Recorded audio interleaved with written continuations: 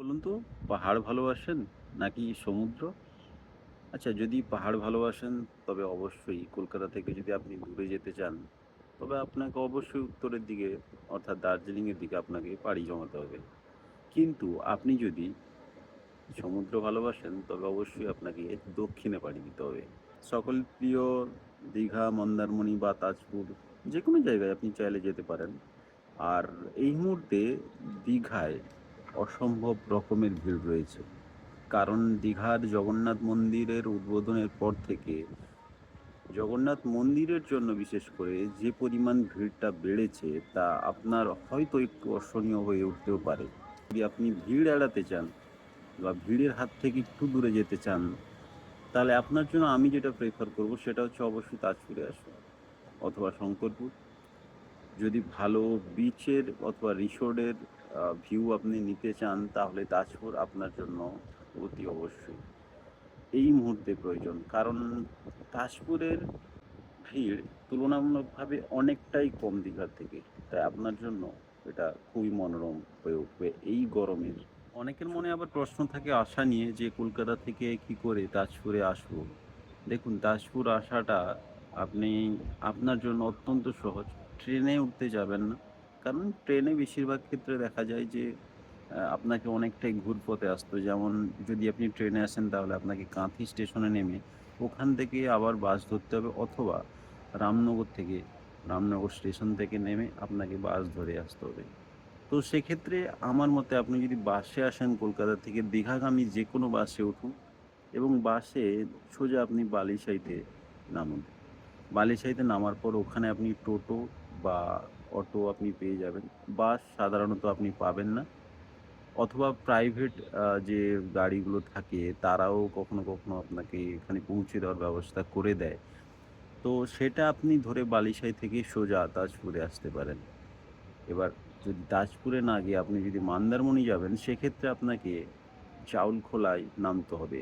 চাউলখোলাটা বালিশাইয়ের আগের স্টপেজ। তো সেখানে আপনাকে নেমে ওখান থেকে অটো বা টোটো আপনি সেম একইভাবে আপনি ওখান থেকে মন্দারমণি যেতে পারেন। যদি আপনি তাজপুর এসে তাজপুর থেকে মন্দারমণি অথবা শঙ্করপুর যেতে চান সেক্ষেত্রেও আপনার জন্য এখান থেকেও রাস্তাটা আহ, অনেকটাই ভালো পেয়ে যাবেন এবং টোটো বা অটোর ব্যবস্থাও এখানে পেয়ে যাবেন।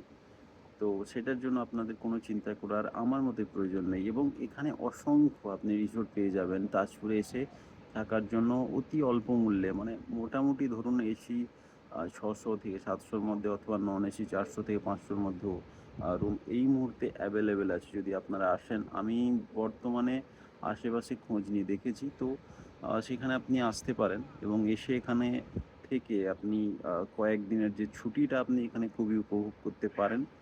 আবারও বলছি, যদি দীঘা যেতে চান অবশ্যই দীঘা যেতে পারেন। তবে এই মুহূর্তে আমি এই মাসে অর্থাৎ মে মাসের শেষের দিকে যে কথাটা বলছি, এই মুহূর্তে দীঘায় অসম্ভব রকমের ভিড় রয়েছে। যদি আপনি ভিড় এড়াতে চান তবে অবশ্যই আপনি তাজপুরে অথবা শঙ্করপুর অথবা মন্দারমণির দিকে যেতে পারেন।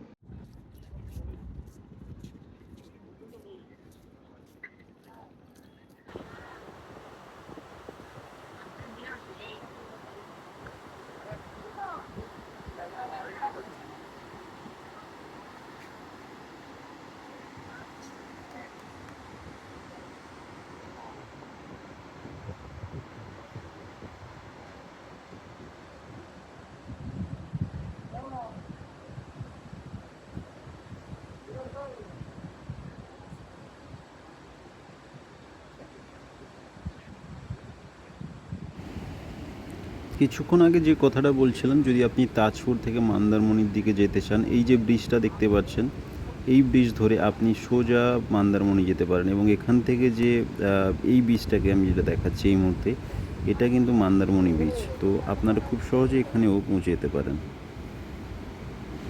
তাজপুরে এই জিনিসটা আপনার আরও ভালো লাগবে। আপনি বিশাল বড় দেখেছেন, কিন্তু বিশাল রকমের কেয়া গাছের ঝোপ হয়তো আপনি দেখেননি।